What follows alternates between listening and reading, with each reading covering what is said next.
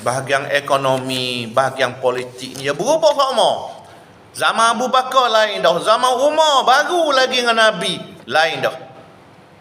Zaman Sayyidina Osman, Sayyidina Ali, Hasan, Muawiyah, Yazid selepas itu, Amawiyah, Abbasiyah, Utsmaniyah berubah. Jadi masa Nabi Yusuf minta.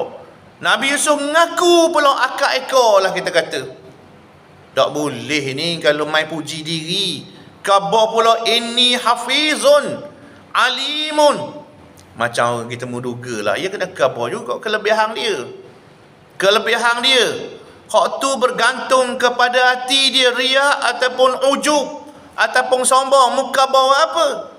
Mukabah lebih mu tu sombong ke? Mukabah lebih tu tujuan apa?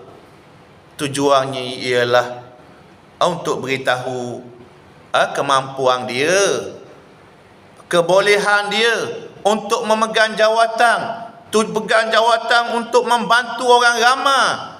Dia mampu. Nak jadi tu imam, suara dia ada. Dia pandai baca Quran. Dia bertajwid. Dia pandai makhraj. Dia kena baca lu depan kita nak dengar. Depan jabat agama. Depan ulil amri. Dia kena tunjuk hebat dia. Tapi dalam hati dia tunjuk hebat tu bukan makna nak sombong. Bukan makna riak. Bukan makna ujub. Tetapi itulah keperluan. Kata Nabi Yusuf, inni hafizun alim. Sesungguhnya aku seorang yang jujur, yang amanah, yang berilmu tentang ekonomi ni. Jadi ada orang marah sangat minta jawatan ni, marah habis rank, pelakeh pula, gelar pula, seolah-olah ahli neraka lah. Baca kok perhabis. Dalil-dalil tu kait mengait.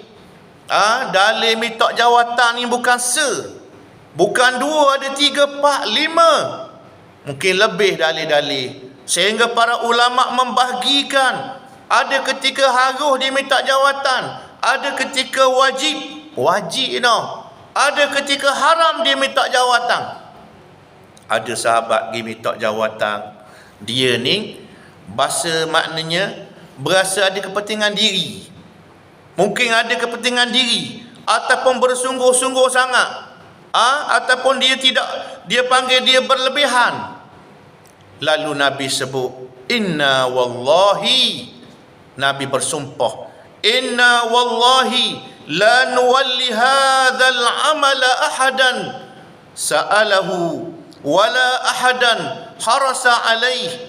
Maksudnya, sesungguhnya demi Allah, kata Nabi, kami tidak akan melantik jawatan kepada seseorang yang minta dan yang sangat bersungguh-sungguh untuknya. Ia baca dalil ni. Baca dalil ni buat tembok musuh politik kadang-kadang.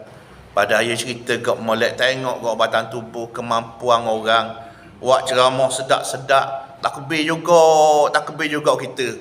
Marah pas kita marah. Tengok kau kedudukan orang lagu mana, keperluan lagu mana. Naik seorang romo pitih, naik seorang romo pitih, naik seorang bahan pitih. Dah nak lok gitu lah. Lok ke orang main romo pitih. Dah kita rasa kita jujur. Ada orang yang berasa dia jujur. Hak tu dia dengan Allah lah. Serah kepada Allah.